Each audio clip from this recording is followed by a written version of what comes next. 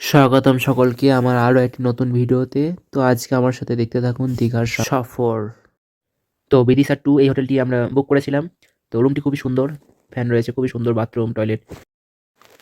দীঘাতে এসে ডাব না খেলে হয়, তাই চলে এলাম ডাব খেতে।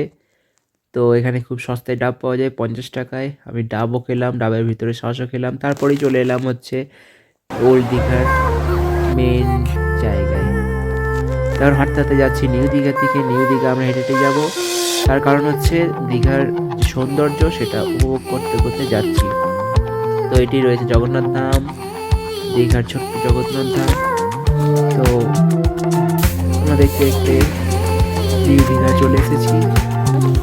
এখানে আই লাভ দীঘা রয়েছে, খুবই সুন্দর দৃশ্য। এবার এখানে মুখ বধির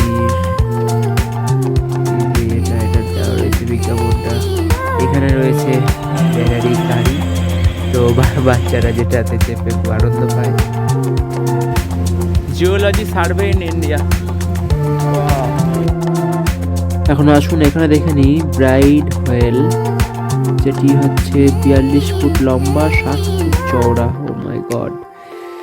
তো এটি 2012 সালে পাওয়া গেছিল, 12ই ফেব্রুয়ারি এবং 14ই ফেব্রুয়ারি এটিকে জ্বালানো হয়েছিল।